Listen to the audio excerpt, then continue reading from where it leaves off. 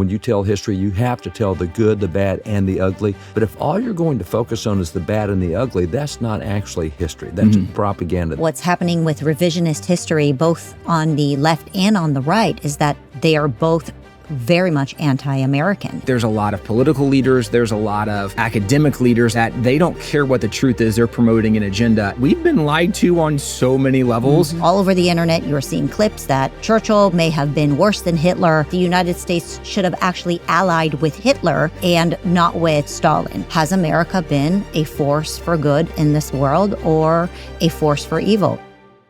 David and Tim Barton, you have been covering history for as long as I've known you, which has been a long time, actually. I'm really honored to call you a friend. And I wanted to bring you in today because there's a lot of confusion when it comes to history these days. And so in some ways, in a bizarre way, maybe this is your moment to actually share the truth. And I look forward to introducing you to our audience. I can't imagine what it's like to work with a father on a podcast, but you somehow successfully managed to do so. So thanks for coming in and welcome to PragerU. Thank you. Glad to be here. Great to be here. So what is it like to work with your dad? In this situation, it's great. I have some friends that have gone through more challenging transitions and kind of co-laboring, but because my dad's vision is absolutely mission-driven and he loves God, he loves America, he loves people, because we're able to stay kind of focused on what we do, it's great. And he's been doing this for 40 years, and I'm smart enough to go, I don't want to reinvent the wheel. So if I'm making a decision, the first person I call is my dad and say, hey, Dad, tell me how this happened when you and George Washington were figuring this out together, right? Like, what did y'all do? Because you've been doing this forever. So it's really been great. Right. So you were one of the signers of the Declaration of Independence. Absolutely. Yeah. And it was a really fun time. I mean, what we did that entire week was really cool. All right. No more shenanigans. But I will say about you, David, the first thing that comes to my mind is what an amazing thing it is when a father is able to have his son want to work with you and spend so much time with you. I hope that happens to me with my kids, and I'm sure that any parent that is watching this, it really is, it's a testimony to what an incredible human being you are. Well, it's also something we can learn from history, because you look at John Adams and John Quincy Adams and Charles Francis Adams, and for 200 years, the Adams family have had a person involved in politics in America. Now, how do you do that across generations?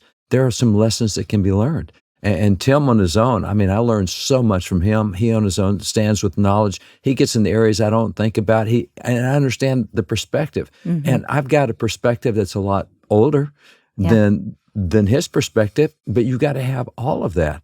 And so for me to think that I can superimpose myself on him or anyone else is crazy. We just put truth out there and let truth stand on its own, and then people will take it and apply it regardless of what age they are. What an important thing perspective is also when studying history, right? I mean, really, at the end of the day, that's why we're here to discuss history, because of the perspective and the way history has been taught and is currently being discussed. And so now that history has been so in vogue on podcasts, both on the left and on the right, let's get into some of the main issues of the day.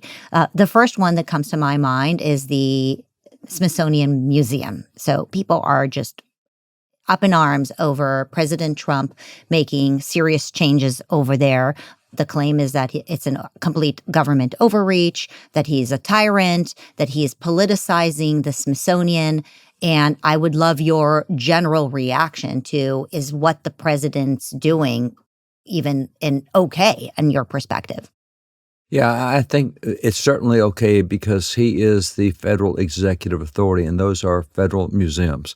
They are 82% funded by the federal government. Now they have outside funding as well, but they used to be just strictly federal museums, if you would, and I think there's 21 or 22 in the Smithsonian system now. And you look at that, and who else is going to be over it? It's not certainly the people who run the museum. It is the executive that is in charge of all federal agencies, and that is his role. You may not like what he does, but constitutionally, that is a position he has and can exercise. And to suggest that previous presidents didn't have influence on museums is absolutely crazy. They did. It's just they don't like the influence that he's bringing, which is much more America positive, much more pro-America, much less, I don't know how quite to say this, but niche-driven history, where that you take an aspect of history and make that the only story of history. The Smithsonian has, last I knew, about 16 million historical items. They can only display a few thousands of those. And so what you pick and choose in your display tells a story, and that story needs to reflect what is actually there, not a niche that people want to see or that happens to be popular at the time. So he's in a lot of trouble because he actually is going back to a more traditional historical approach of let's take the overall tone of what's there and let's put that out while there are, and we certainly believe nobody's perfect. And when you tell history, you have to tell the good, the bad, and the ugly. You can learn as much from the bad and the ugly as you can from the good. But if all you're going to focus on is the bad and the ugly, that's not actually history. That's propaganda. That's agenda. And so he has the tone, I think, much better in what he's trying to do. Do you think that the Smithsonian has been politicized in the past, where Donald Trump is now changing the direction in a way that is unfair? I mean, one of the comments that is being made against him is that he is whitewashing history in the attempt to maybe create unity, but the issue is that he's portraying America as if it's something perfect. And the claim is that he's a patriot, but he is doing that at the expense of truth. Yeah, I think that's probably disingenuous claims at best. Maybe more accurate to say they're dishonest claims. And part of the reason is if you look at what the Smithsonian has said and what they present, which we happen to be in Washington, D.C. quite often.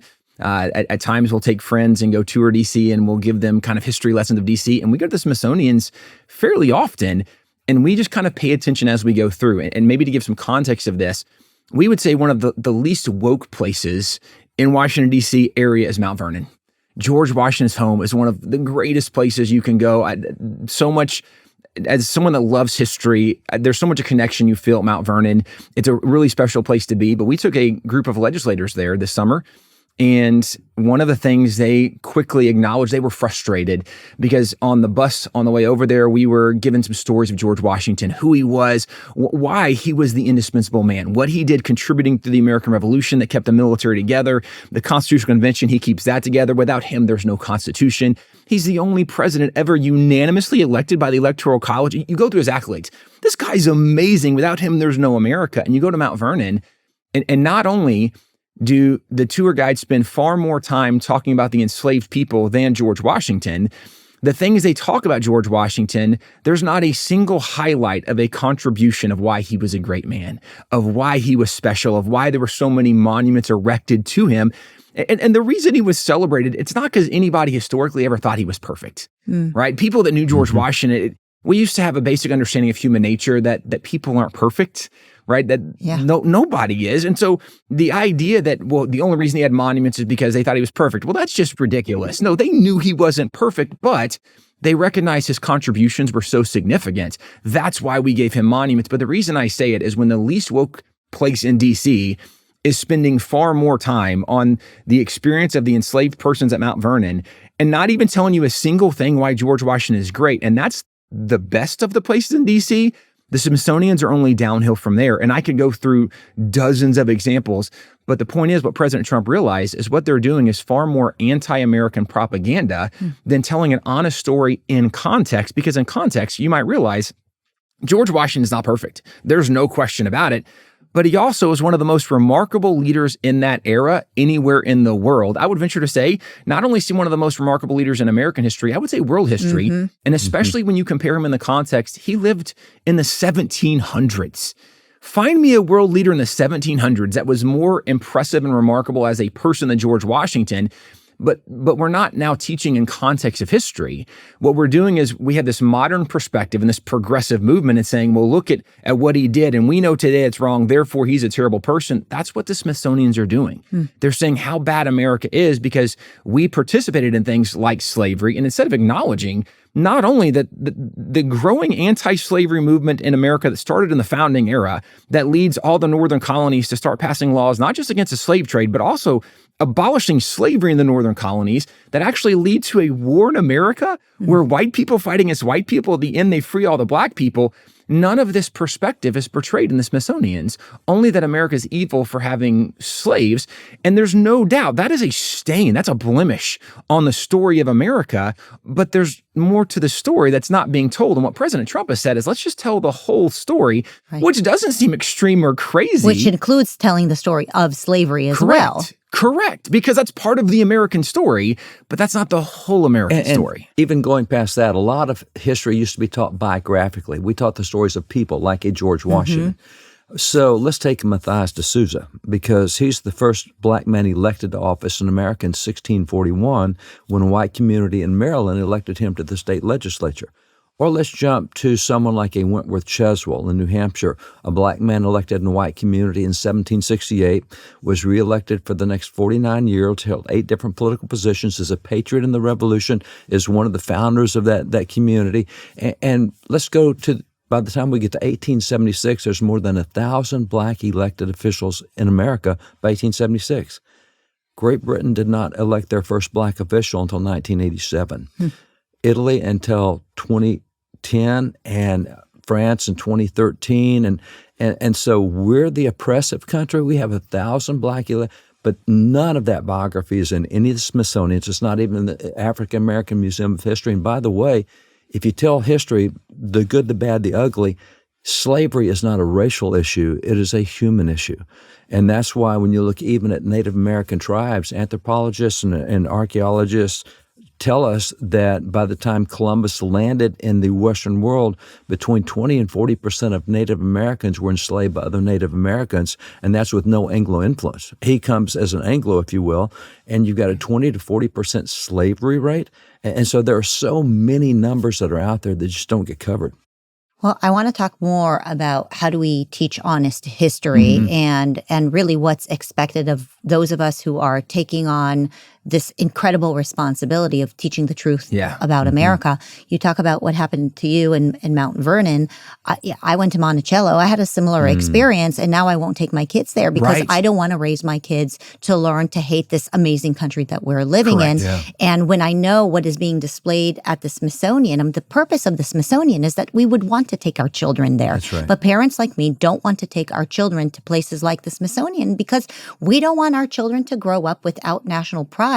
But we also don't want our children to grow up exposed to some of the garbage that's being displayed at these museums. And I think that some parents just don't know what's there. Correct. And so I'd love to talk about the actual exhibits that are currently displayed at the Smithsonian and really let the audience decide, is this appropriate? Is this appropriate for a museum that is supposed to be our national pride? So here's one example. A part of this campaign is to stop the wealthy, pale, and male National Portrait Gallery featured at the Smithsonian. Modern dance performance detailing the ramifications of the southern border wall commissioned an entire series about American portraiture and institutional history. Wealthy, pale, and male exhibit? What an embarrassment. Right. Very anti-white male. And to your point, this is a standard 8th grade trip that schools take. Parents are excited for their kids to go to D.C. And a lot of parents, I think, have grown up with the perspective that school wasn't that bad when they were there. They remember going and seeing the museum. So it's not that bad. And they would have no idea. The things that you have identified, they would be shocked that this is what their kids are seeing and learning. One of the things that we can look back and recognize some of the positives that came out of horrific things like COVID was that parents for the first time are like, wait a second, what's happening in school right now? Like, what are you not teaching our kids? Right. And I think this is true for Washington, D.C. as well. They have no idea what the Smithsonians have been promoting and teaching. But when you look at their exhibits, it's very plain where they're coming from. Well, some of it is more overt, like displaying the LGBTQ plus flag right next to the American flag as if they're equal or even wanted. And some of it is more covert. And oftentimes horrific. I'm going to read you another one. The American History Museum's LGBTQ history exhibit seeks to understand evolving and overlapping identities such as lesbian, gay, bisexual, transgender, queer, transsexual, transvestite, mahu, homosexual, fluid, invert, yearning, third sex, two-sex, gender bender, sapphic, Hijra, friend of Dorothy, drag queen / king, and many other experiences. Really? Really? You want to bring your children to see this? You didn't cover them all. Helpful Professor's website here in the U.S. has 81 genders listed. Now, if you want to go to Europe, Global Butterflies has 137 genders listed. I come from the country. We got cattle, animals. There's 2 genders. There's not 81. There's not 137. But to your point, most parents wouldn't want their kids going to see that promoted, to learn that. And I think they don't have the perspective that the Smithsonian would be doing something like that. I'm sure if they're hearing this, they're either in disbelief or they're shocked. Right. Right. People just can't believe what's in these exhibits because we've been trusting. Correct. Yeah. Yeah. We really should encourage people to look at it. And so, this is essentially what the new administration is trying to do is they promised us that they will clean house, and that's what they're doing. Right. And the fact that what again, you've already identified what they're doing is not saying, let's not tell the whole story. They're literally saying, let's tell the whole story, because you've only been telling part of the story. And you should tell the whole story. The story is that there's no doubt America's had some really bad moments, but there's also a reason that people have chosen to want to live in America. There's a reason that more immigrants are wanting to move to America than anywhere else in the world. And you're not telling anything good about America. You're saying the bad things about America, which is not the whole story. And again, to the extent that the Smithsonians have gone, it makes complete sense. And we applaud President Trump and many members of Congress and many others who've been bringing this to light to say, we shouldn't be funding things that are very pro-Marxist, that are very woke, that are very anti-American. That's not what American tax dollars should be doing.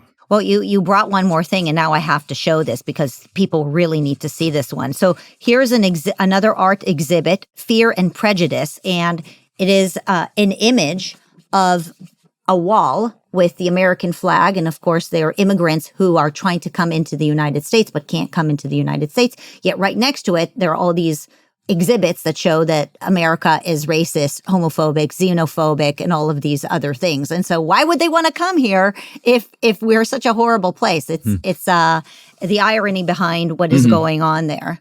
Yeah, it's intellectually dishonest. But that's what happens a lot in the Marxist movement is they just want to slander and tear down. There's only 2 categories, the oppressed and the oppressor. And America, or the white male, the white Christian male, right, as was identified, well, they're the oppressor in this modern Marxist narrative. And again, the majority of parents have no idea that this is what kids are being indoctrinated with. This is what's literally on display in the Smithsonian's. And it makes sense, again, that President Trump would come out and say, this isn't the stuff we should be funding. We should be doing things that celebrate part of the history and legacy of America. We can be honest about where there was failings, but let's tell the whole story. Well, speaking of the things that we have been funding, PBS. So PragerU has been attacked because many are realizing that parents are choosing PragerU over PBS. PBS takes $600 million from multiple government agencies, and essentially taxpayers. I'm sure that there are private contributors as is with the Smithsonian, but overall it's funded by the government, and people are upset that now the government won't be funding PBS. Yet PragerU and WallBuilders is not funded by the government, right? And we're doing just fine, right? We are donor driven, but also because of that, there's a level of accountability that what we are doing is reflective of what people care about. And also, I would point out that the nature of also where PragerU and WallBuilders are very, very different. At WallBuilders, for example, when we write things, we footnote and document the mess out of it. We have done a couple of books called The American Story, and there's more than 1,000 footnotes in the back of both of those. The reason it matters is because we've tried to be very clear. We just want to tell the truthful story of what happened. And here's all the documentation that we would come to these conclusions of what actually happened. Whereas on PBS, there's a lot of propaganda being promoted. There's a lot of ideology. And this is something that is a very different narrative where, again, a PragerU, WallBuilders, we're trying to say, here's an honest perspective of what's going on. Here's the data. Here's the fact sheet. Here's the documentation for it. And this is where, for PBS to say, the government should fund us. Well, if you have a good product, right, you will find people that want to support you for it. And you shouldn't be on some kind of government welfare program. And now you're complaining that the government's cutting back your funding. No, if you have a good product, you'll be fine. And if you don't, maybe rethink what you do. But it is kind of silly that they're complaining that they're losing government funding when they're very clearly promoting propaganda and ideology. And let me take it back even a step further, because in addition to looking at what's being funded, I want to go back and say, by what authority do you have the right to fund that? Constitutionally. I mean, you take an oath of office to uphold the Constitution. So where in the Constitution is there authority for funding programs such as that? Well, they didn't have that back then. Well, let me back up. 1791 in Congress, there is what's called the codfish debate, because Massachusetts at that point in time is the most prosperous colony of all 13. Now we're the United States, most prosperous state, and they were overwhelmingly fishing. That was their industry. And what's kind of considered a red tide came in, wiped out the fish, wiped out the codfish, wiped out their economy. Now their economy is tanking. And so they go to Congress and say, hey, we're so important to all the United States. If our economy tanks, it's going to have a Great Depression in the U.S. We need you to bail us out in this area. And James Madison goes to the floor and said, are you kidding? He said, if we do this, we'll start funding police and we'll start funding transportation. He went all the things we do now. Yes. And that was not the responsibility of the federal government. That was up to the states if they wanted to do that, but not the federal government. There's no constitutional authority. And so that codfish debate really goes back to, we think that if you use the free market, things stand and rise on their own, or they fall on their own. If people don't like it, they're not going to support it. If they do like it, like what with PragerU and with WallBuilders, we're supported by the people. But when the government has to do it and the people don't do it, that was never the design of the Constitution. So the question is, where's your constitutional authority even fund something like PBS or Voice of America or anything else? It's not there. And now we have people starting to ask those questions, which should be asked, not just the pragmatics of where we are, but what's the basis constitutionally to be able to do something like that? Well, the interesting question is, if I asked anybody, how would you feel about a state-funded media company that targets young children and is paid for by the government and controlled by the government? People will say, well, not in America. That must happen in a communist country like Russia or China. It can't possibly be endorsed in America. Yet here we are in America, PBS, funded by the government, controlled by the government, and people are actually up in arms over why are they not getting more Pravda in the United States. There's something just absolutely astonishing about this idea of progressivism, which is really so regressive, right? Right. It's something that takes a back seat in the modern thought, where if we evaluated this, as you're saying, just intellectually honest, is this really what we want the government to do? Do we really want the government raising our children? And I think this is where there's such a divide between left and right in many situations, when actually the reason that Governor Youngkin won in Virginia, even in Virginia now, there's some interesting conversations about the role that parents get to play in raising their kids and the role that maybe professionals, right? Whether it be professional educators or the government, maybe somebody else. And this is where America was always fundamentally different. We knew that there was a God, that God had given us rights. One of those inalienable rights was the right of parents to raise their children. It was a very clear thing. This was not something given to the government. But now we have lived in an era where, because of propaganda, because of really intentional education, it's not just bad education, it's intentional education, teaching people the wrong thing. There are people growing up thinking, well, we really need the government to solve all these problems. It's almost as if the left has taught people that you need me to solve your problems, therefore keep funding our endeavors. And that's why there's an outcry from them when their funding's being cut. And the reason they attack us is because we're pro-freedom, and the way they attack us is with ad hominem attacks. Correct. And so a perfect example of this is Christopher Columbus. I mean, we've made a video about Christopher Columbus. You've written books about Christopher Columbus.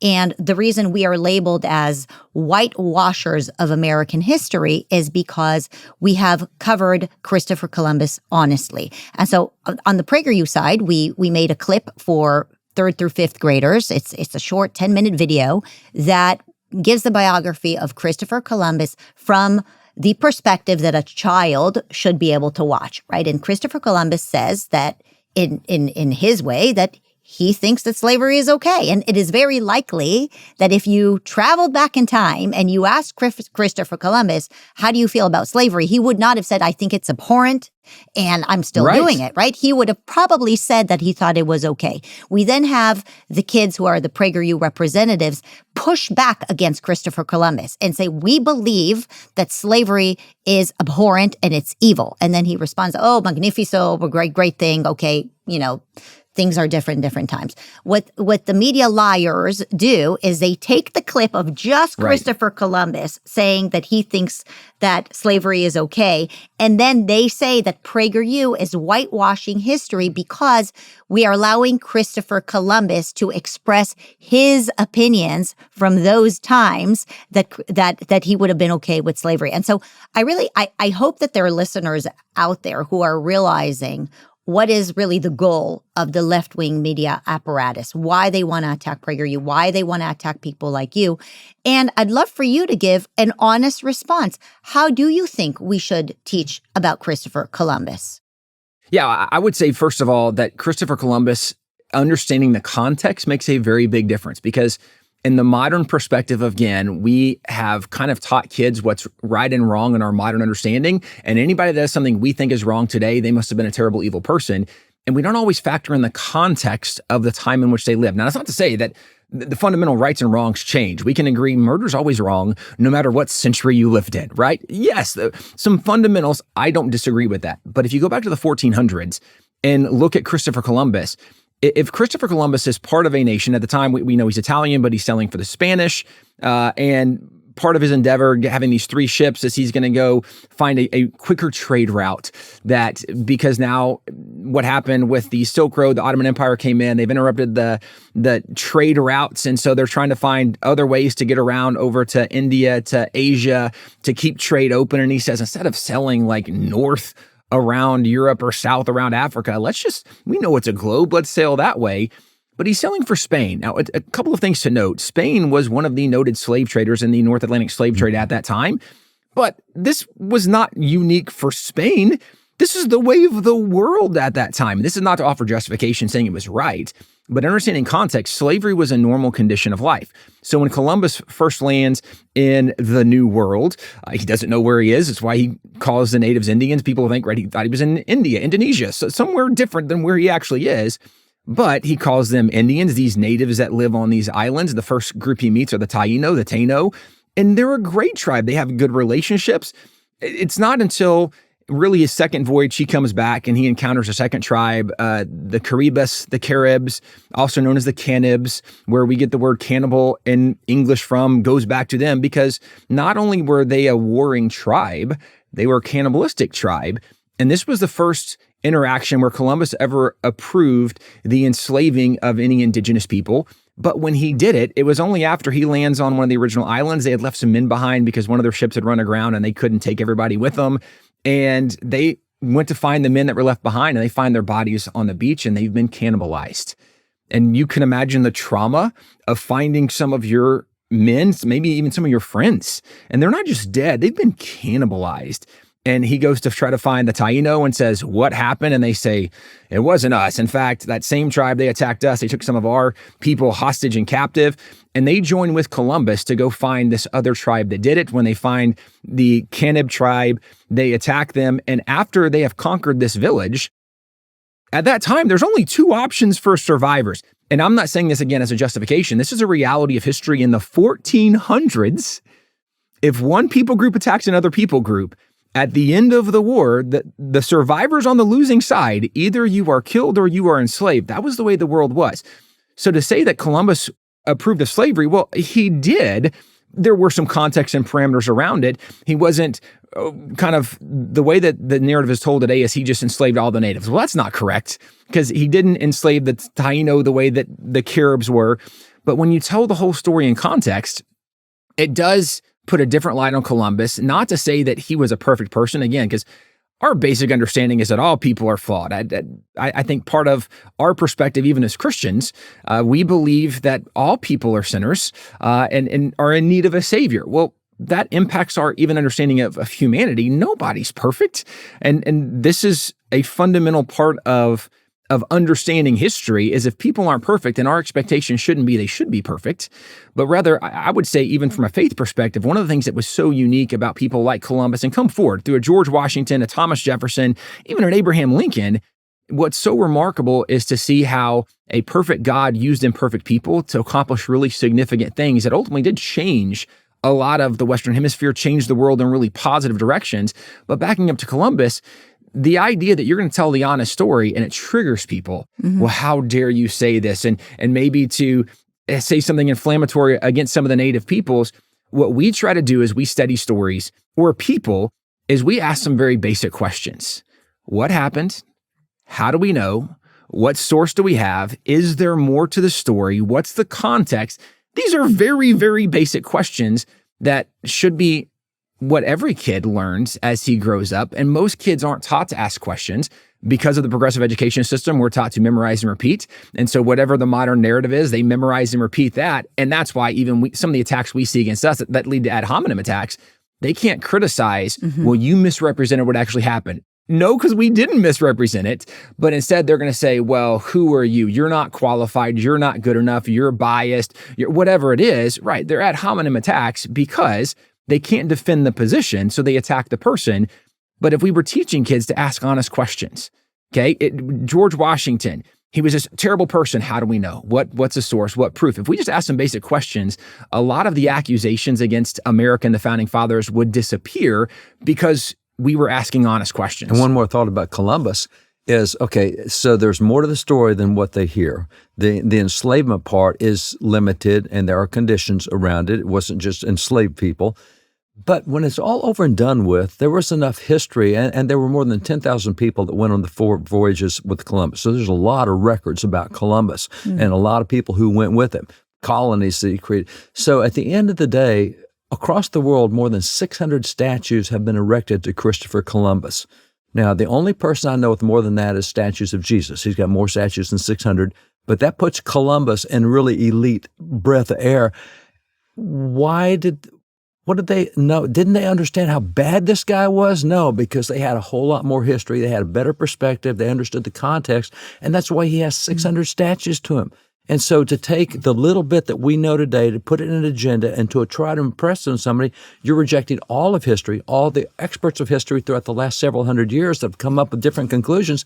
What makes us so much smarter than everybody else? We're not. And it's not because he was perfect, but it's recognizing the contribution of what he did. And again, I think this is one of the challenges in the modern narrative today is if we find out somebody wasn't perfect, we should cancel them. And there's so many levels of irony in this because they only want to cancel people on one side of their stories. In acknowledging— Cancel as in not teach Christopher Columbus, not teach George Washington, tear down their statues. Not teach James Monroe, not teach any of them because all of them had slaves at that time. Or something to that extent, right? Because I would even contend they're not pro people that didn't have slaves to that extent. When some of the riots went on after the summer of the George Floyd riots, I think it was Minnesota, I think was the one where students on campus actually destroyed a Abraham Lincoln statue. Yeah. Three Abraham Lincoln statues went down because he's a big slave owner.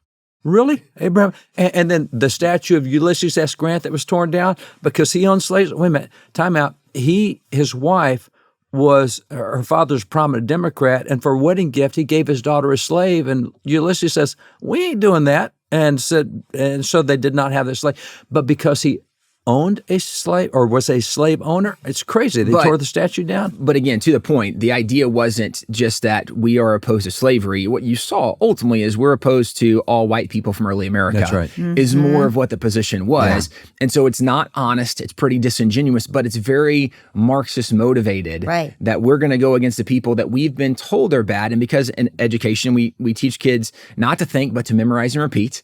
Well, they've memorized this, they've repeated it. So now we're going to go do what we memorized and repeated, and we haven't learned to think through on any kind of larger context whatsoever. And this is, again, we're not defending things that are clearly wrong. We're just saying, let's tell the whole story because there is more to the story in a lot of this. Growing up, one of the things that was really helpful for me in even understanding some of this, there was a very famous radio host. His name was Paul Harvey. And I know right now there's some listeners who have no idea. That's very sad because this guy was an amazing storyteller, but his his like niche. He would always say, he would give a little tease of somebody's background. You didn't know who it was. And he would then go to break and he'd come back and say, and now the rest of the story. And he would tell you the rest of the story. You'd find out who this person was. You're like, this person's amazing once you learn the whole story. And I think what we have done in a great disservice to our students is we haven't told the whole story. We've only told part of the story. And sometimes the part of the story we're telling is not even honest. And we're exaggerating sometimes the evils that existed to make it seem worse. But if we just told the whole story, we would have a much better perspective of what actually happened.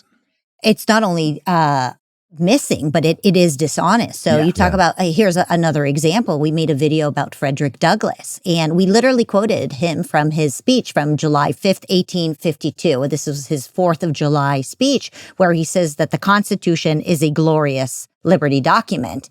And because we put that in the cartoon, the left couldn't even imagine that Frederick Douglass would say that the U.S. Constitution is actually a glorious liberty document. Yes. And so they said we put words in his mouth, even though these were actually his words. And because they have been taught to believe that the Constitution is racist and it was written by wealthy, pale males. And so is the Constitution racist? Is the Constitution something that we need to toss out? Why would somebody want to do that? Why would somebody want to teach young Americans that the Constitution is a racist document, David? This is such a great point. And I'm just going to take Frederick Douglass for a minute, because Frederick Douglass, great writer, has a great history. He has an autobiography. Oh, wait a minute. He's got three. He has 3 autobiographies. The first was written when he was very young. And at that point in time, he had been under the influence of a lot of radical abolitionists who said the Constitution is terrible. And so that's where he criticized it. He has an autobiography he does several decades later where he's much older and he's much more moderated. And that's where he talks about the American flag. The Constitution is a great liberty document. He has now studied it for himself. The first time he wrote, he had not studied the Constitution. He had taken what everybody told him. He then went back and studied the Constitution and says, no, this is a great liberty document. And then late in life, he does a third autobiography where he's now just so pro-America in so many ways. And so people like to quote from that first autobiography and talk about his negative thoughts, not the second one, which this is the time frame you're talking about. And so when you look at Frederick Douglass, that's a great story of across time, how he, on his own, studied documents and it changed his whole view.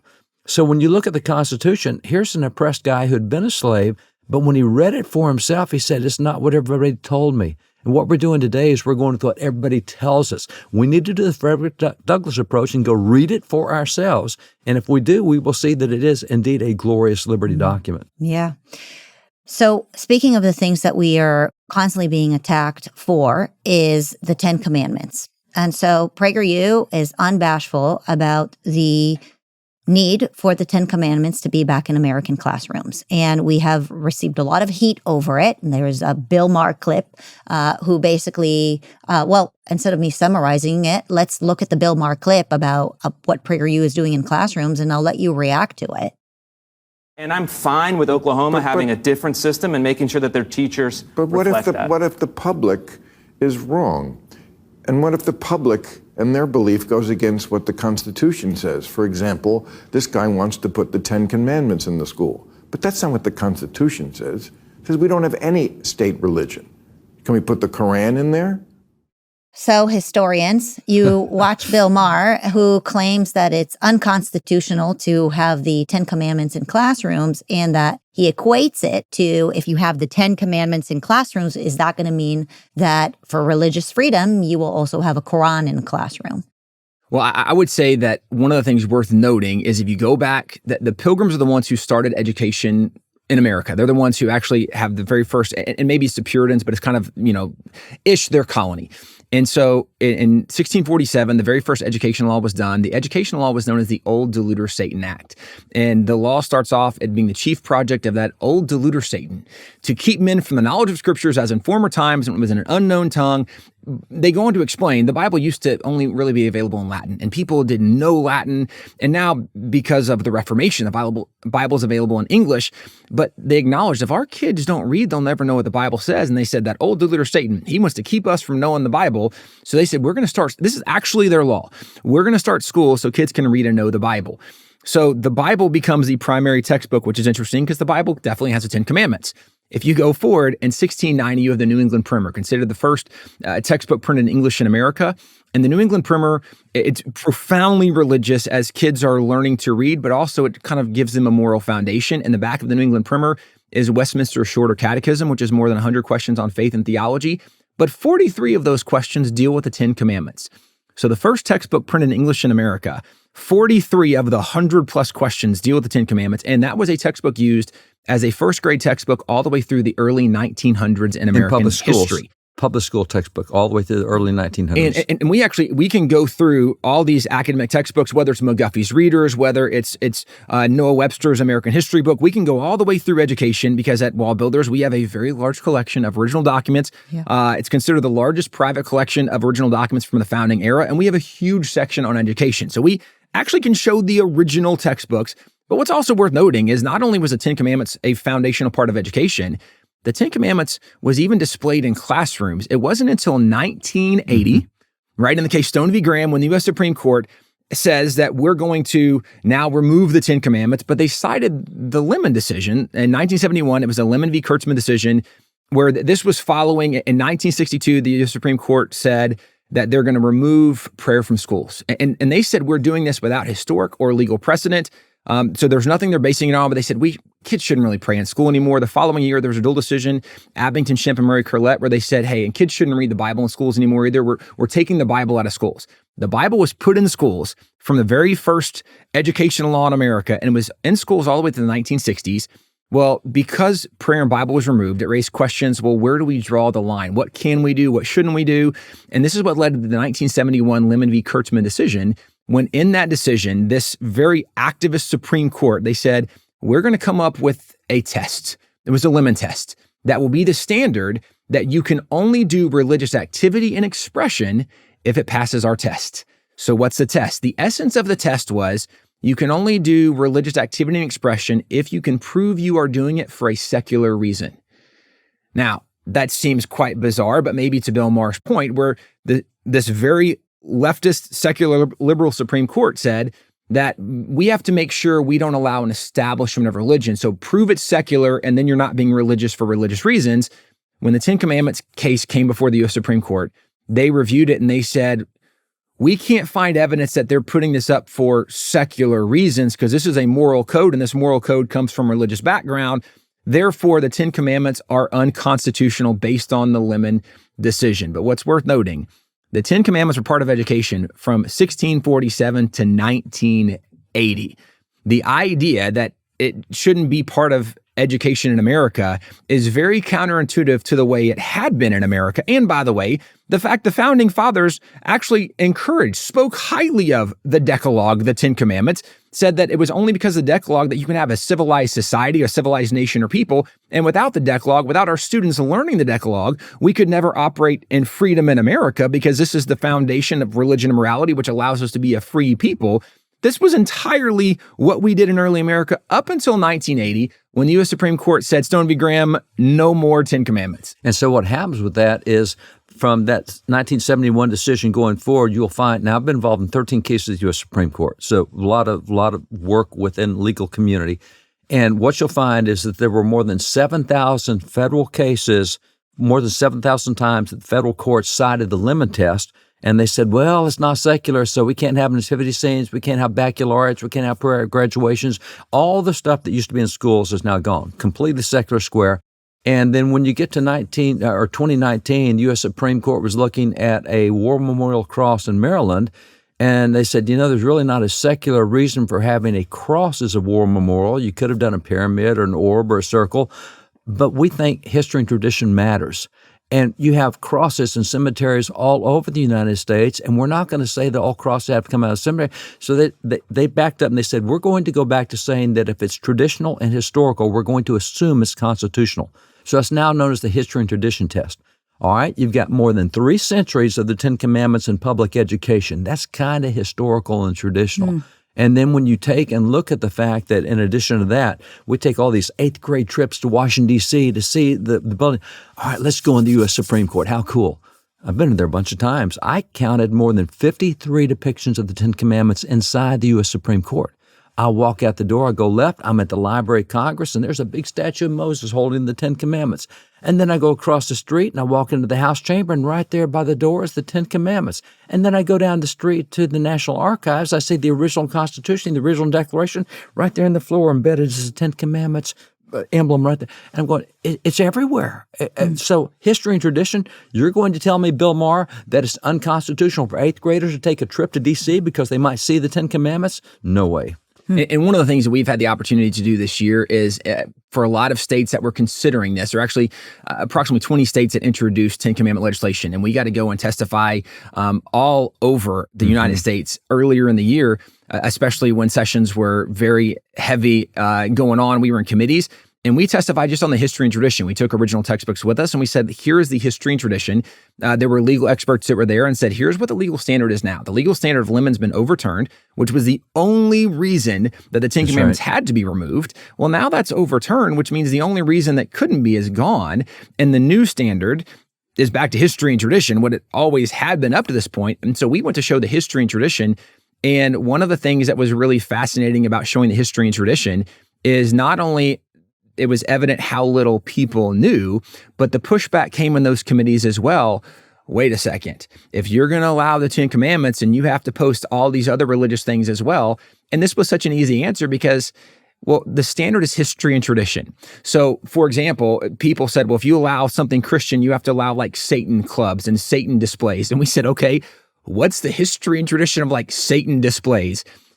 Not to be silly about this, but I would argue like, the only kind of Satan-ish conversations you could have go back to like the witch trials, because that's like the history and tradition where they were like, that's satanic, that's a witch, burn them. Now that was a really bad part of American history too, but there's no history and tradition of anything satanic club or, by the way, the influence of Islam or the Quran, the influence of the Buddhists. I mean, go down the list. There's not a history and tradition of that in American schools. There's not a history and tradition of that in education. There's not a history and tradition from any of our founding documents. Although if we talk about the Ten Commandments or even the Bible, there is a long-standing history and tradition, and it's very easy historically to show that influence, which is largely what we did. So to Bill Maher, who says, well, if you allow the Ten Commandments, you have to allow the Quran. Well, no, because that's not something that was a history and tradition. That was the formation of our nation, which I would even point back to George Washington in his farewell address, when he said that religion and morality are the indispensable supports of our political prosperity. The religion and morality they're referring to, it was the morals largely learned from the Decalogue, from the Bible. John Adams, when he becomes president the following year, he then the next year writes a letter to the militia of Massachusetts. It's 4 paragraphs. It's an easy letter, but he says some great things in it. The most famous line is where he says, our Constitution was made only for a moral and religious people. It's wholly inadequate to the government of any other. And what we are learning in America today is that freedom is a fragile thing, as Ronald Reagan said, right? It's very fragile. It's never more than a generation away from extinction, but it's fragile because the idea of giving freedom to people, freedom only works if you have an underpinning moral code that allows us to function as individuals with freedom in society. Because if you give freedom to immoral people, all they do is immoral things. And it looks like Chicago or Memphis or one of these really violent cities on any given weekend, freedom is not going to work very well unless you have an underpinning morality. Well, that's why the founding fathers advocated for things like the Ten Commandments. They knew this is the foundation that allows us to be free, and freedom is really what we want in America. But it only works with an underpinning religion and morality. Well, that's not what the Quran offered, right? That's not the history and tradition. And so even to this extent, what you guys are doing promoting the Ten Commandments, what we have done really trying to encourage this, we're not just encouraging something because there's a religious idea to it. No, it's because I want to live in a free America, but I know freedom only works if we have an underpinning of morality, that we can agree that we shouldn't kill each other, that we shouldn't steal from each other, that we should respect each other's marriage positions. Like, there should be some basic understanding, and that's the only way freedom can work. And this is why it should be important to every American. And that tradition that's in there, we found more than 300 occasions where the courts cited the Ten Commandments to reach their decisions. So there's a case that says election fraud is based on the Ten Commandments. Laws against white-collar crime based on the Ten Commandments. They said the modern laws against cattle rustling are based on the Ten Commandments. The application of the Ten Commandments throughout our legal code, more than 300 cases where the courts have cited the Ten Commandments as the basis that we have certain civil laws. So that's history and tradition. You can't get more history and tradition than that.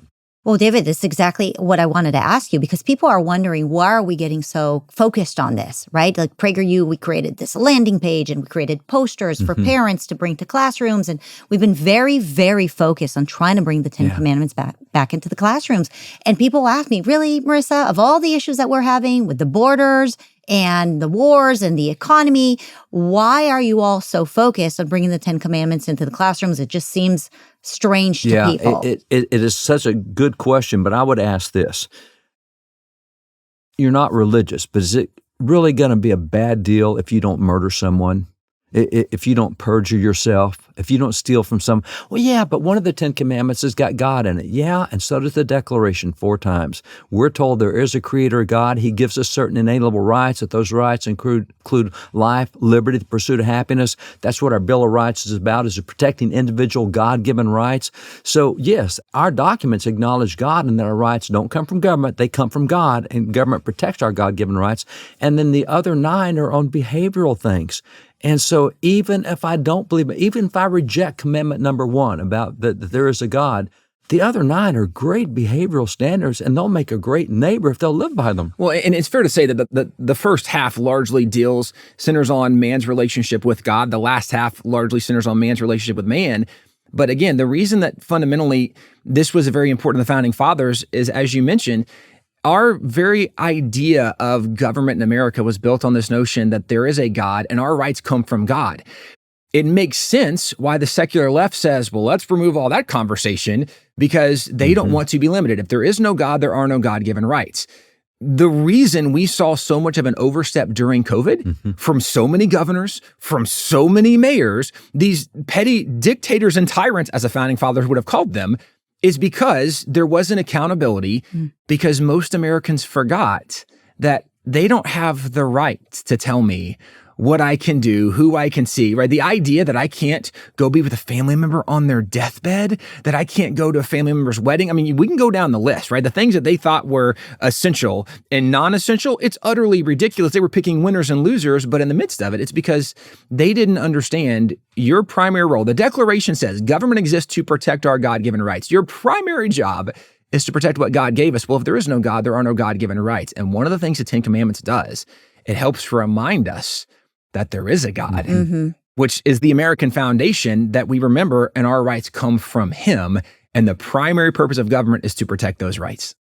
Tim and David, you have been great historians that have been working with many other American great historians, and we've talked at length about the lies that the left makes up about American history. But sadly, we are starting to see some lies also coming in from the right. And I know that you're coming up with a book on World War II, and there's just bizarre claims that are made, questions that I have, and I'd love to get your reaction to, starting with the first one, Churchill. You all over the internet, you're seeing clips that Churchill may have been worse than Hitler. What is your comment on that? Well, it's only possible if you know nothing about World War II, if you know nothing about Hitler, and you know nothing about Churchill. If you know who they are. Well, the thing is, you know little things. They seem to know little things, and they make these bizarre connections. I would say it's not you know nothing, it's you don't know enough about. You don't know enough, that's right. Because if you know a little bit about Churchill, you're like, well, this guy did some really bad stuff at times. But when you know the whole story, it's similar to someone who wants to dismiss Thomas Jefferson and say he did nothing good, and you can't consider anything he did with the Declaration or whatever else because he had slaves. That's not the whole story. I'm not saying you're wrong in acknowledging he was wrong in this part of his life, but there was more to his life than just that part. It's exactly the same as what the Marxist leftists are exactly doing. What now they do. The right is starting to do that too. Well, it's that Marxist thing, and that goes back to a letter. It's a really great tactic that Marx himself wrote in a letter in 1847. He says, you attack all things existing. For them to survive, you attack all things existing. So any common narrative that's out there, any hero narrative at all, you attack all things existing. And that's what happens. It doesn't have to be based in truth. You just start raising questions. It's like Adam and Eve in the garden when the serpent says, has God really said? And that doubt is what says, oh, maybe not. Maybe her Churchill. It's that tactic of, I'm just asking questions. Yeah. And the problem is, because we haven't told the whole story, and people only know part of the story. When you have bad information, you draw bad conclusions. When you draw bad conclusions, it leads you to taking bad actions. And this is what we're seeing now on both sides. And it's not a problem to ask questions. We should ask questions. The problem is when you're not getting good answers to maybe honest questions, because we're not going to name names, but we can point to people and going, this is kind of crazy that they're taking this position. And it's not necessarily they're asking bad questions, but it's that sometimes who's answering the questions for them, That's right. They're not giving the whole story, or they're leaving out significant details in that story.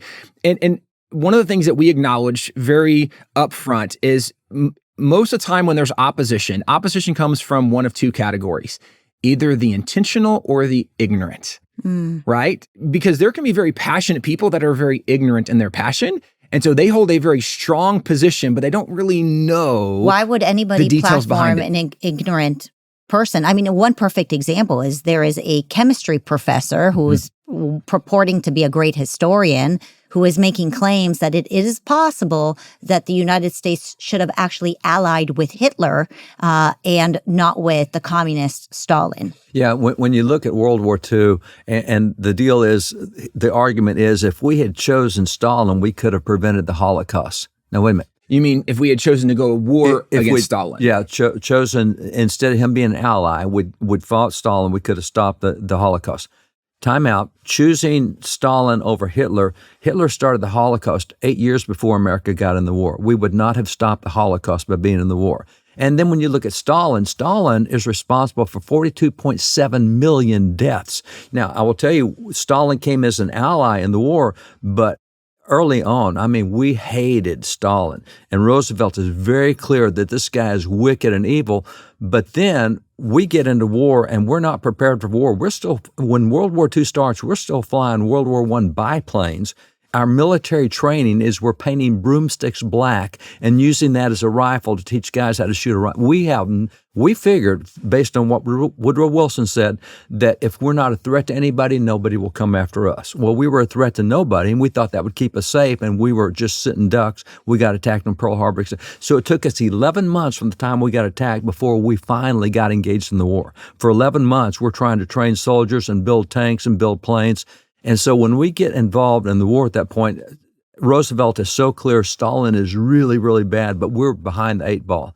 He said, but Stalin does have 20 million soldiers who will come fight Hitler, and Hitler's what we've got to stop. And so he does not like Stalin. He tried throughout the war to do things to limit Stalin's influence. Stalin did a lot of unethical stuff to America, really bad stuff to us as well. And this is where the adage, the enemy of my enemy is my friend, came from, right? Or kind of the thought behind it. This is not a defense of Stalin. No. It's arguable that Stalin was every bit as evil as Hitler was. Yes. What Stalin did was atrocious on every level. And so the fact that he was part of the Allied forces is not a justification of him and what he did. That's right. But it's also very dishonest to say, well, if we would have joined with Hitler, because Hitler was really far more oppressed. It's kind of the way the argument goes, right? Because of what happened after World War I and what happened in Germany, it just wasn't fair. And Hitler was trying to do a good thing. It's a crazy argument to make if you consider all of the details. And this is where I understand that people draw different conclusions, but I do question, is it because you have not gotten all the information, right? Are you ignorant of some of that, or are you intentional? Are you intentionally promoting something that you know to be false? Or is it that you just have not done the research on this that you should? And it in some situations seems like it doesn't take very much research to realize that you're having a crazy position on this. Even though we can't acknowledge two things can be true at once. It's true, Hitler was really bad, and Stalin was really bad. It's not an either or. But it's also true when we went against Hitler, and Stalin says, I want to help you beat Hitler, we were like, we will take all the help we can get because we're going to need help to beat this guy. That's true.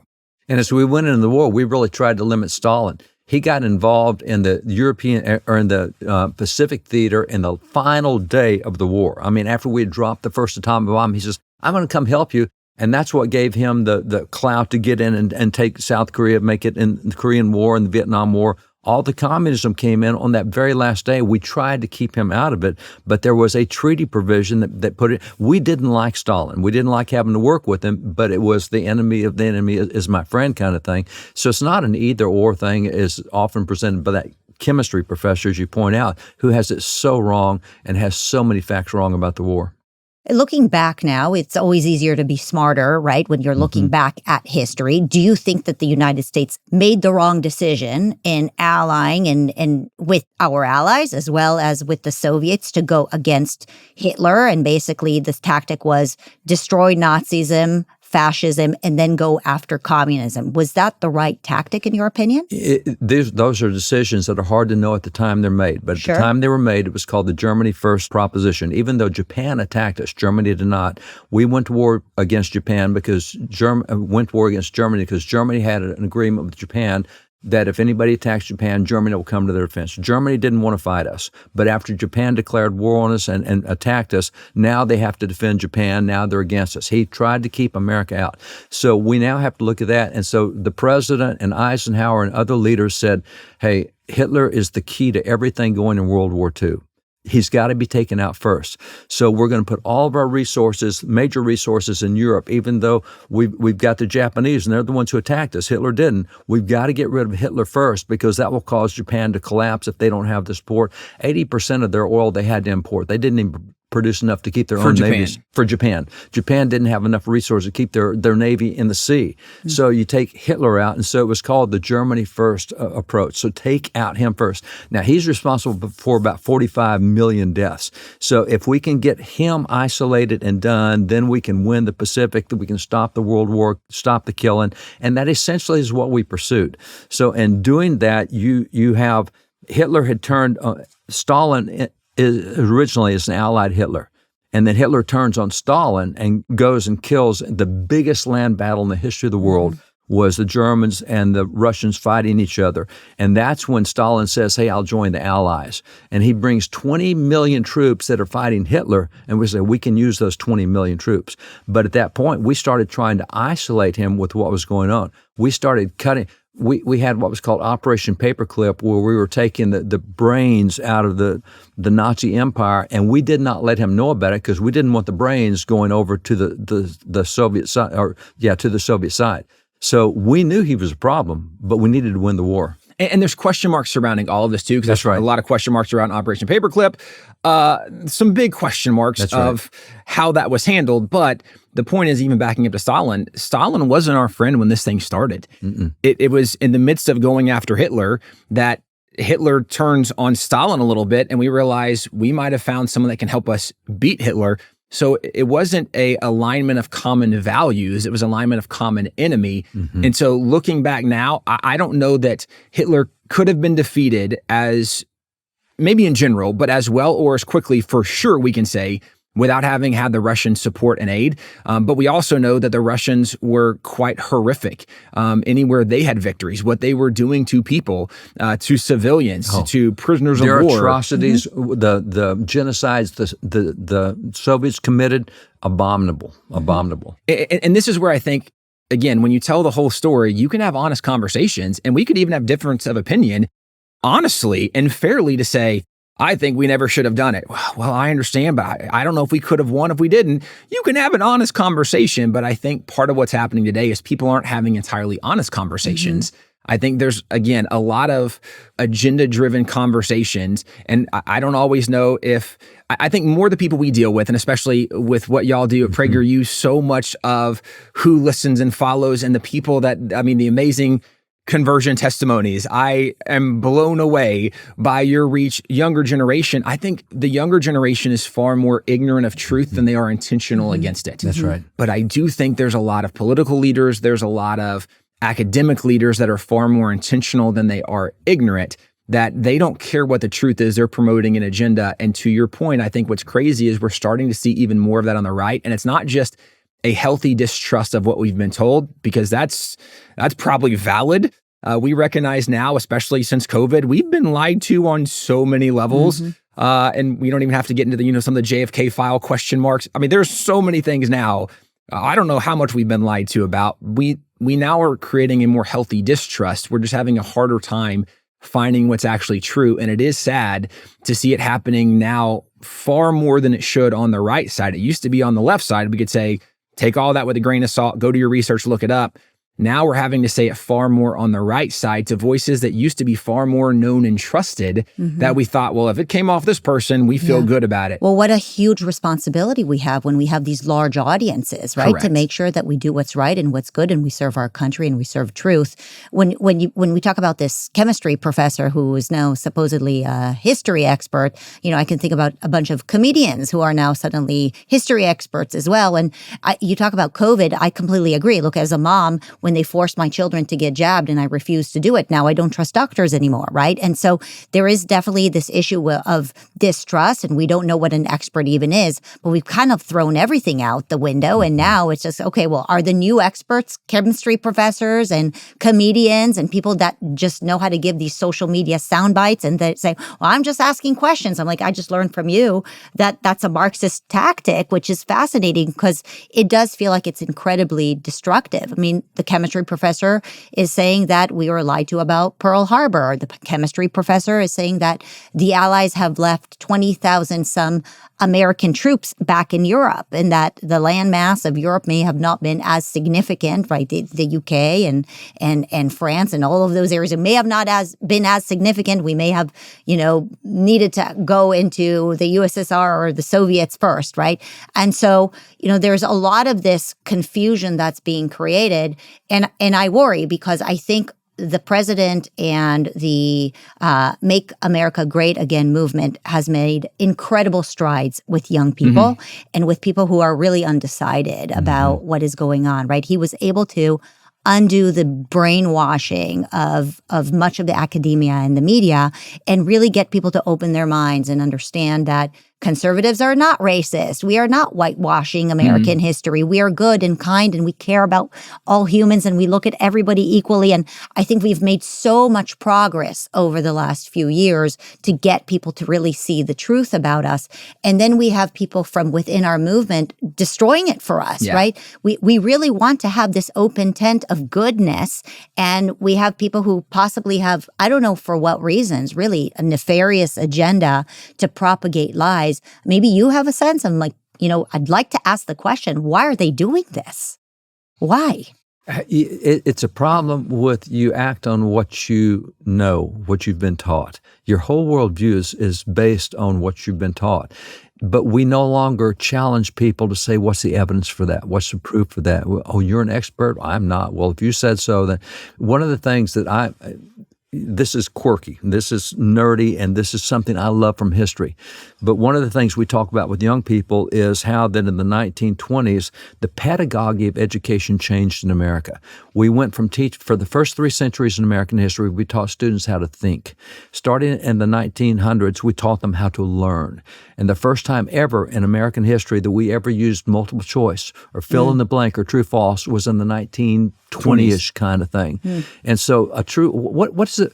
Well, did I, the teacher, tell you A, B, C, or D, multiple choice? Did I, the teacher, tell you this, true or false? So we're simply asking you to regurgitate back to us what we told you. We're not asking you to think. So you think conservatives have been afflicted with the same exact problem? We've been infiltrated with stuff we didn't question when it came in. We just accepted it. It shifts our worldview. There's a letter that we recently bought that's maybe the favorite letter I've got, and it's ridiculous, and maybe you got to be as quirky as me to love it, but it's John Quincy Adams. He's 18 years old. He's at Harvard. He is about to engage in a 2-hour debate with William Cranch at Harvard. And so it's what's called a forensic. And we have founding father writings and books about it. And they had these forensics all the time at the colleges. And the forensic is based on a Latin word dating back to 1650, meaning to learn the art of public argumentation. So what you're going to do is each side gets an hour on a subject, and you're going to argue it. Now, they always chose morally ambiguous subjects to argue about. We're not arguing whether gravity works or not. We're arguing things that are morally ambiguous. Yeah, the point was to learn to think through the argument. It was the public argumentation. How well can you think through this, and how well can you present your case? And so as a great example, I think it was Robert Troop Payne, who in his writings, he actually goes through what he did as a freshman in Harvard. And there's dozens and dozens and dozens where he was assigned a position. And he was told, you have to argue in favor of this. And as he even points out, there were times when after he'd argued in favor of a position, the professor would say, okay, now switch sides. You're going to argue against it. And so you feel like you've just made this brilliant argument, like, I just won this debate. And he's like, now argue the other side, because the point wasn't to win the debate. It was how well can you think through. I mean, maybe it was to win the debate, but not necessarily on the merits of the morality of the position. It was how well can you present your side. And this is where they were such good thinkers, processing, analyzing information. How can I present this information in the best way? But this letter really is fun. And Robert Troop Paine, one of the morally ambiguous things he was given was, let's have a debate over the Boston Tea Party.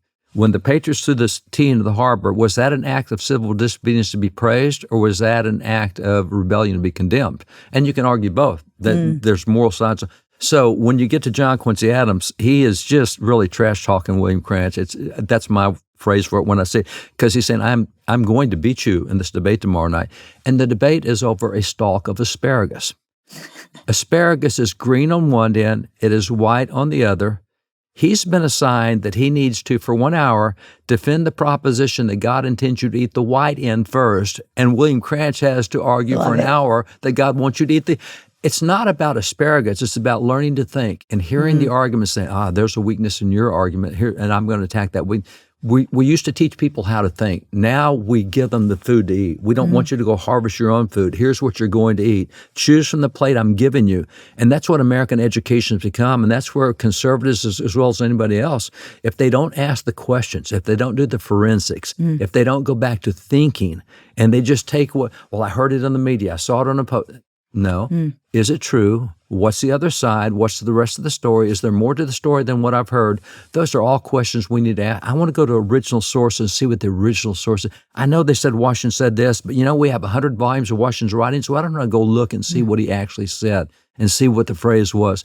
Go back to originals, and we're just not taught to think that way anymore. Well, that takes a lot of work. It does. It does. What's really interesting about what's happening with revisionist history, both on the left and on the right, is that they are both very much anti-American. They both come to the conclusion that America is not a force for good in the world, but actually is a force for evil. And so that's, to me, why it feels like it's so connected to Marxist origins. And I would like for you to just conclude with the very simple question. Has America been a force for good in this world or a force for evil? It's almost our 250th birthday.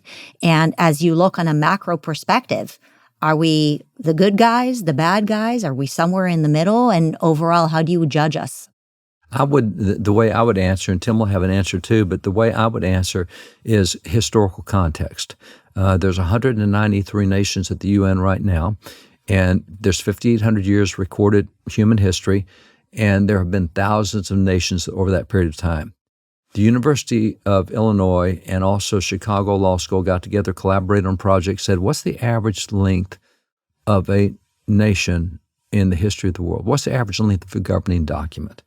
And they came up that the average length over 5,800 years, thousands of nations, the average length of a governing document is somewhere from 17 to 19 years. We're sitting here looking at 250. I think that's probably a good situation that now see, you have France, who wrote a constitution the same year we did in 1789. They've been through 15 different governments while we've had one. I would argue that it's a blessing not to have a revolution every 17 to 19 years, and that's something we haven't had in America. Then when you take measuring creativity, copyright, patent protection, etc., America is the most creative nation in the world. We have the most copyright, most ideas that are created. We've been blessed with things that the rest of the world doesn't enjoy.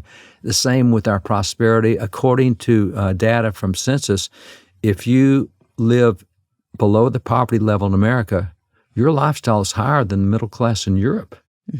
People don't understand how blessed we are. I think that's a perspective. And let me add one thing, too, to what you said about even America enjoying so much creativity. What's fascinating is some of the greatest creators in America didn't start in America. That's right.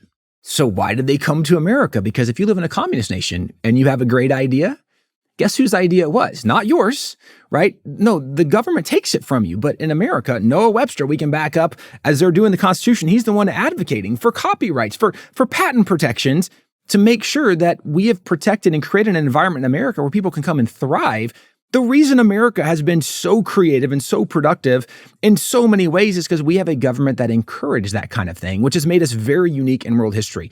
To your bigger question, I think America's been one of the greatest forces for good the world has ever seen, bottom line. I know there's a lot of people that will be triggered by hearing that, but the bottom line is you analyze America, and I would back up to one of the things that we've acknowledged earlier in the conversation.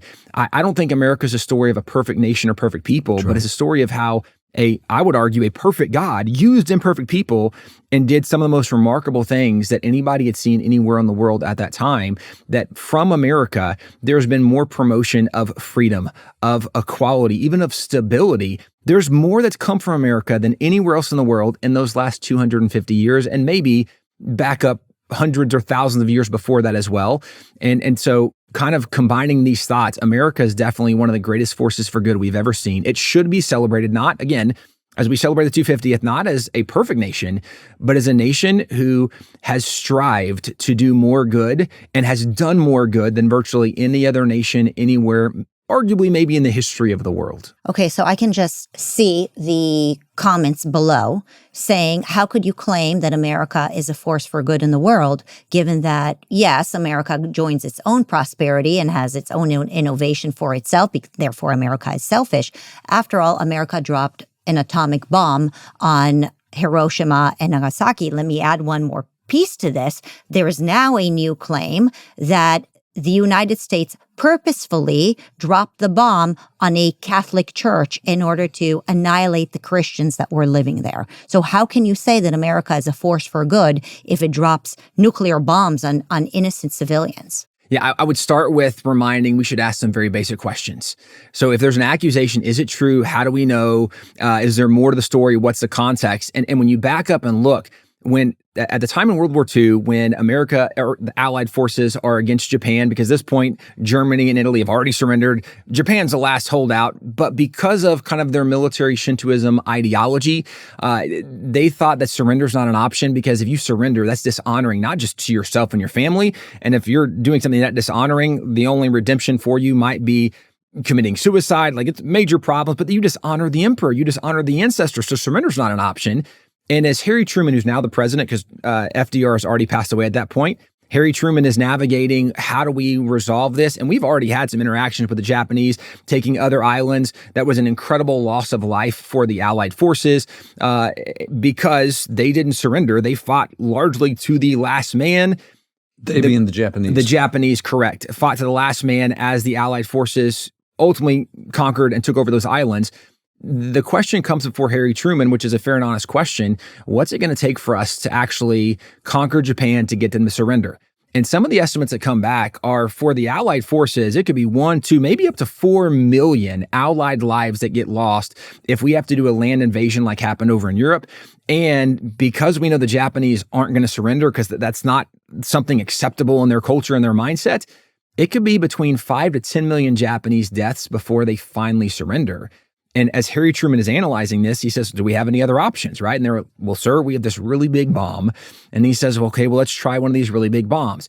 And what people point to today is they say, well, part of what was wrong is that these bombs killed so many people.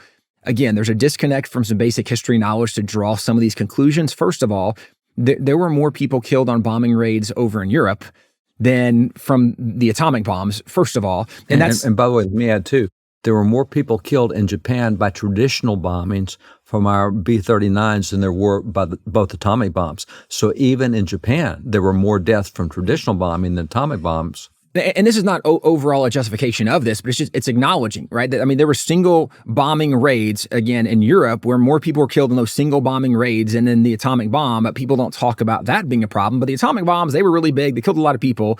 But what usually is conveniently left out of the conversation is the fact that before America dropped these bombs, really any of the bombs over in Japan, we did flyovers where we dropped leaflets.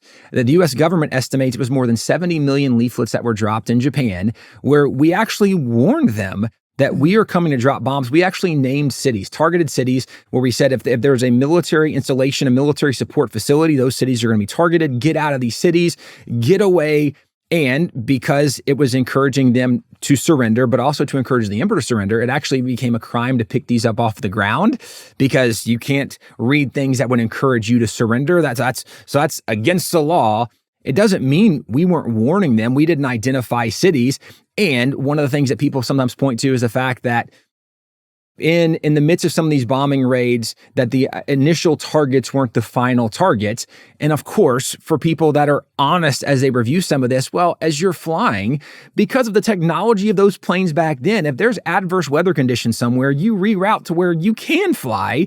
And so there were at times shift of targets, and that's where they might say, well, they shifted the target, right? Maybe this Catholic church, whatever else it was, which is, again, super dishonest and disingenuous. It's so bizarre. What a bizarre claim that America, Christian country, would purposely drop a bomb on a Catholic church. Nagasaki was the most Christian city in Japan. Yes. And so that's kind of what fuels that argument, because that is the most Christian city in a very non-Christian nation. So why would the United States choose a Christian city on purpose? Because it was one of the largest production sites for military equipment for the Japanese. So it has nothing to do with the fact that it was a Christian city. Strategically, the fact that it's Christians is irrelevant. What it's doing is producing more equipment that kills allies than other cities. And so the 35 targeted cities, and going back to what Tim said, 71.8 million leaflets dropped. Churchill has a great section on this. He said the Americans, it's amazing, they dropped 5 million leaflets, and they said these are the 13 cities we're targeting tomorrow. And they would hit 6 or 7 of those cities, but they told everybody what they're going to hit tomorrow. And he went through day after day after day, what cities we hit, what cities we announced we were going to hit ahead of time. We gave them 24 to 48 hours to get out of town and get away. And so that was all known. He said, who else would do this? Who else would tell the enemy where you're going to hit? And we told as Tim pointed out, the Japanese, if you picked up a leaflet and did not turn it in, you were arrested, you were punished. So you're not allowed to read this. The Japanese council had what they call, with Japan, that final stand in Japan, because they've lost every island. They're now back onto the main island. And as Tim pointed out, their mentality is you never surrender. So you take something like Iwo Jima, 21,000 Japanese, less than 200 survived the battle. They all committed suicide. And their order at the end, or died in battle. Died in battle, but it was a suicide in battle. The bonsai charge, people hear bonsai, that is, you only do that if you've run out of ammunition, you don't want to be captured, you attack them, make them kill you. So the bonsai charge is a suicide charge, and that's the last step in the battle. And so in something like Iwo Jima, with 21,000, less than 1,000 were alive at the end, and they were wounded and captured by the Americans. Nobody surrendered. You just don't have surrenders to speak of, maybe a dozen here or there. So as they're going through all these islands, they know the Japanese mentality. These guys never get up. The council in Japan called the final stand for the nation, they called it the glorious death of the 100 million. We're all 100 million going to die here. We're never going to give up. And it was about 70-something million, but the Japanese empire, 100 million. So they called it the glorious death of 100 million. And at that point in time, with all the 3 years of battle in the Pacific, we've lost 108,000 American lives over 3 years, over hundreds of battles. We're now looking, the lowest estimate that was given for American casualties in Japan was Chester Nimitz. He said, we'll lose at least 250,000 Americans if we attack Japan. If we don't use the bomb, 250. That was the lowest. The other estimates went up as high as 2 or 3 million. So we've lost 108,000 in 3 years, and now we're talking about doing 30 times more American deaths if we don't use the bomb. Truman's purpose is to save as many American lives as he can, other lives if he can, but his charge is for Americans. He's the American president. And so to save American lives, he dropped that bomb, but he didn't even drop the bombs until he dropped leaflets telling them and we have one of the leaflets in our collection, and it shows the B-29 bomber, which is the fearsome bomber. That's what we were just carpet bombing Japan with, traditional bombs. And it says, Japanese people, you know what a B-29 can do. We have one bomb that will do what 2,000 B-29s can do. Don't make us use that bomb. We have one. We told them ahead of time, and we told them the power and capacity of it. We dropped leaflets warning and said, go to your leaders, tell them you don't want this. So we did everything in our power to try to stop the killing, and Truman made it really clear, I'm going to do whatever it takes to stop the killing as quickly as possible, because they're prepared for the death of the 100 million. We're not going there. And they said, we don't care. We're just going to use our children as human shields. Well, correct. We have all the training stuff. They started training 8 through 11-year-olds on how to kill Americans when they invade the island. And so we were going to be shooting 8-year-olds who are coming at us with Or have swords to and deal with knives. that. Or have to deal with it, yeah. Because they have these massive hordes of children that they have trained to attack the enemy soldiers with spears and with swords. To make the Americans look bad. Well, no, it's just everybody dies before you surrender. This is horrendous. This is the greatest thing you can do for your nation, Japan, is to die for your nation. There's Brainwash nothing these greater. kids. So they brainwash the kids. And so all these American guys who have kids back home are now seeing kids going to be coming running at them with guns. And we even have the pictures of the training camps where they're showing 11 and 12 and 13-year-old girls how to use machine guns against the Americans when they come in. No American soldier wants to shoot a 12-year-old girl shooting a machine gun at you. We didn't want to be put in that spot. Japanese put us in that spot. We're at the point where we have to save lives. And if people do not understand the Japanese mindset at that time, and by the way, the reason Japanese don't have that mindset is what happened with Douglas MacArthur in Reconstruction. He said, you've got to break this military Shintoism. And he said the best way to do that is he told Congress, he said, send me 5,000 missionaries, and then told the Bible societies, send me 10 million Bibles. They sent them 30 million Bibles, 2,500 missionaries. It did not become a Christian nation. That was not the point. The point is you need a different set of values. You need a different way to think. And now you have Japan's a very westernized nation as a result of Reconstruction, changing the way they thought. And so what MacArthur did from really 45 up through 52 when Reconstruction ended, in 7 years he completely changed the thinking of those people. And if you don't understand what their thinking was prior to 45, you'll never understand why we did what we did with the atomic bombs.